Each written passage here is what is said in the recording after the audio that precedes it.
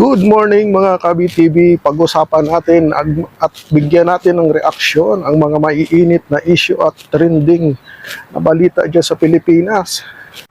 Pag-usapan natin mga Kabi-TV ang pahayag ng Manibela Chairman Mar Balbuena ayon sa panluloko at pinapaniwala tayo ng gobyerno at ng mga oligarko na kaya tumaas ang presyo ng gasolina at ng krudo dahil sa nangyaring sigalot ng Iran at Amerika. Pero yun pala mga Kabi-TV ay hindi naman talaga yun ang dahilan at ginawa lang tayong tanga ng gobyerno at ng mga oligarko na to.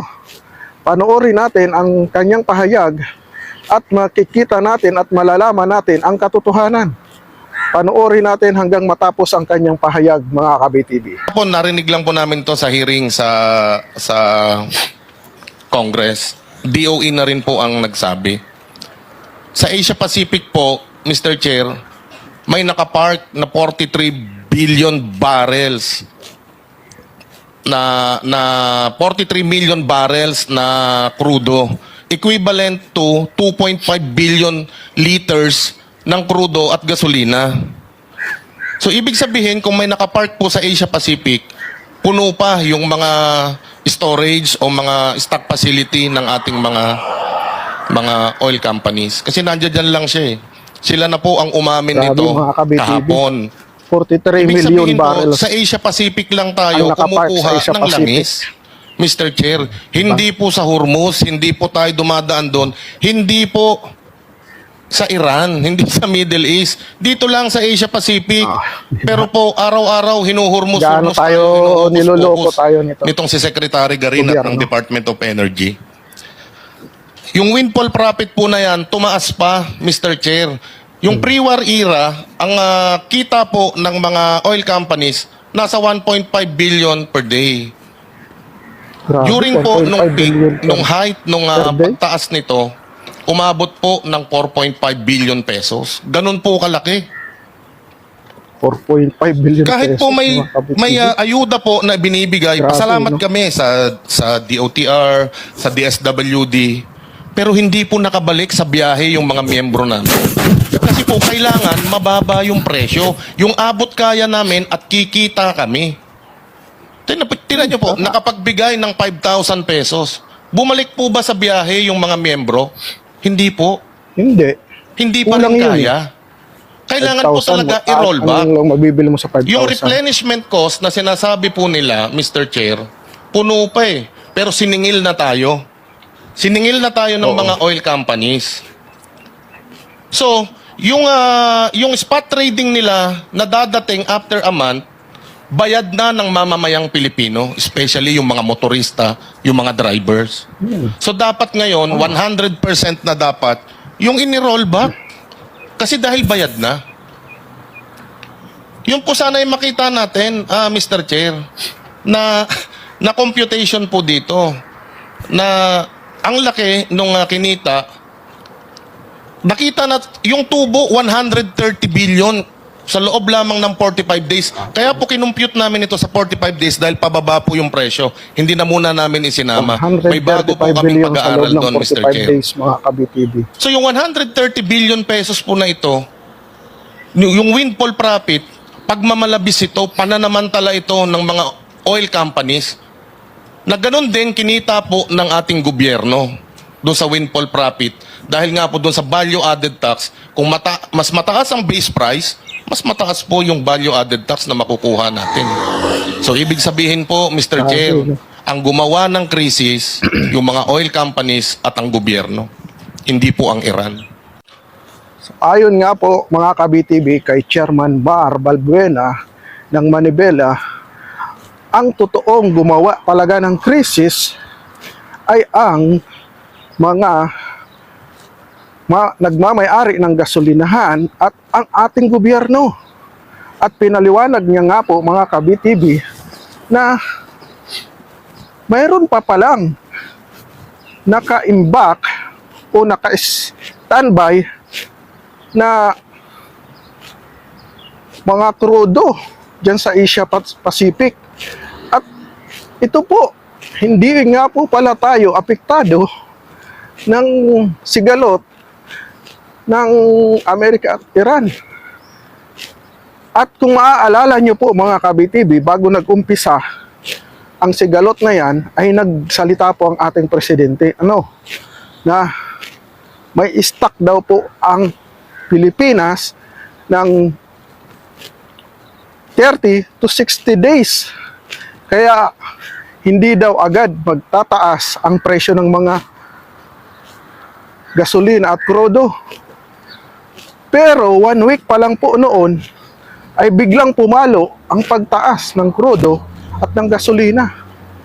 Doon pa lang po makikita na natin na ginagago at ginagawa tayong tanga ng ating gobyerno at nitong mga oligarko na to.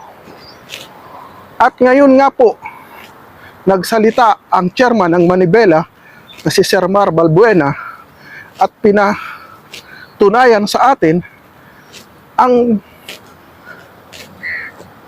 kagaguhan ng mga opisyalis ng gobyerno at ng mga oligarko na to. Ginagawa po tayong tanga. Ginagawa po tayong bobo ng mga opisyalis ng ating gobyerno at ng mga oligarko. Ano po ang ginagawa nila? Nagbigay sila ng 5,000 ayuda sa mga driver at mga rider. Pero kulang na kulang po yan. Sabi nga po ni Chairman Mar, salamat at nagbigay kayo ng 5,000. Pero bumalik ba sa kalsada ang mga driver? Hindi, kasi ang mas kailangan nila, rollback. 100% na rollback kasi hindi naman po tayo nawalan talaga ng stock. Dahil sabi niya nga po, may naka-standby pa sa may Asia Pacific at hindi naman pala kumukuha sa Hormuz at hinuhormuz, hukos-pukos lang pala tayo ng gobyerno at ng mga oligarko na to. Grabe na po ang ginagawa ng gobyerno natin. Parehas kasi sila kumikita. Pag nagtaas ang mga oil company, ay kikita ang oil company. Siyempre, kikita din po ang gobyerno dahil magiging doble o triple pa ang value-added tax na babayaran ng mga company na to. Kaya po talagang ang gobyerno natin, sindikato na. Ang gobyerno ng Pilipinas ay sindikato na. Ginagawa ang mamamayang Pilipino ng gatasan, ginagawang bobo ang mamamayang Pilipino, ginagawang tanga ang mamamayang Pilipino ng ating gobyerno at ng mga oligarko na to.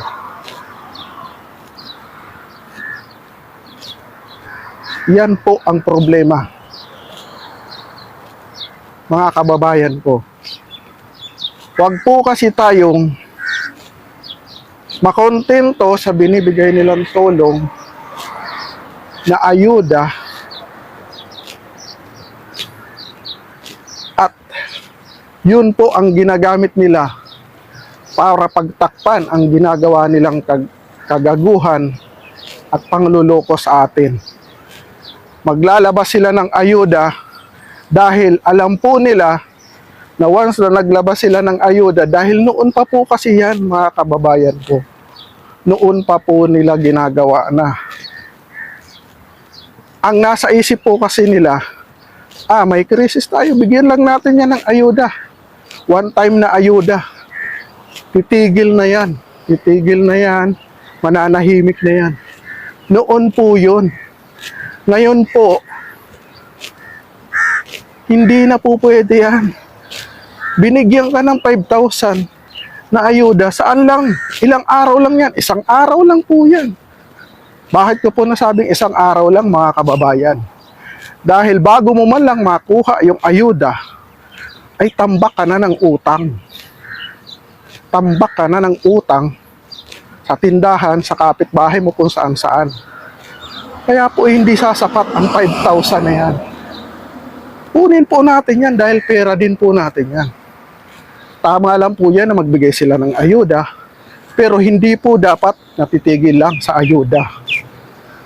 Dapat gumawa sila ng solusyon na pangmatagalan.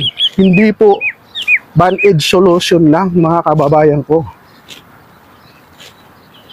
Hanggang kailan pa po ba tayo magigising, mga kababayan ko, sa ginagawang panggagago ng ating gobyerno at ng mga oligarko na to? Katulad na lang po sa Meralco. Ang dami pong kumakalat sa social media na dati 1,000 or 2,000 lang ang binabayaran nila, pero ngayong buwan may 7,000, may 11,000. At tingnan nyo na po sa inyo pong mga middle class, sa lahat pong mga middle class na hinuhut-hutan ng gobyerno, tapos pagdating ng oras ang credit sa gobyerno pa, katulad po ng porpis. Pinagmamalaki ngayon ng gobyerno na to na pinagpatuloy nila ang porpis. Pero pamukat-mukat mo, saan mo nakita yung pinamimigay sa porpis na ayuda? Nandun pala sa bill ng Meralco. Nakita nyo na po, mga ka-BTV, ang ginagawa ng gobyerno na to. Na samantalang noon sa Duterte administration ay talagang sa pera ng gobyerno, sa tax ng sambayan ng Pilipino lang din, at sa pera ng gobyerno ibinabalik lang ng Duterte administration sa tao. Pero ngayon sa mga middle class at mga mayayamang at malalaki mag-consume ng electricity, kinukuha ang pang-ayuda sa porpis. Nakita nyo na po ang ginagawang panggagago at panggigisa ng gobyerno sa mamamayang Pilipino, mga ka-BTV.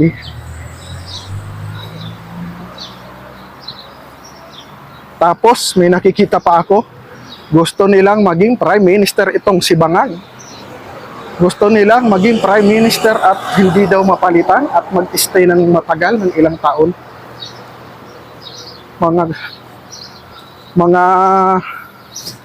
Mga gago to eh. Mga gago yung nagpo-post na ganyan. Mga bayaran. Sa bagay na nakikinabang kasi sila. Kasi pag nag-stay si Bangag sa posisyon, tuloy-tuloy ang ligaya ng mga vlogger na bayad na to, ng mga trolls na bayad na to, mga nagpo-post ng ganyan. Grabe na po ang ginagawa ng ating gobyerno, mga kababayan ko. Ginigisa tayo sa sarili nating mantika, mga kababayan ko, mga BTV ko. Hanggang kailan pa po tayo magtutulog-tulugan? Hanggang dito na lang po, mga ka-BTV ko, ang aking reaction video. Always remember po, God is good all the time. Lagi po tayo mag-iingat at God bless us all. BTV React is now signing out. Bye-bye.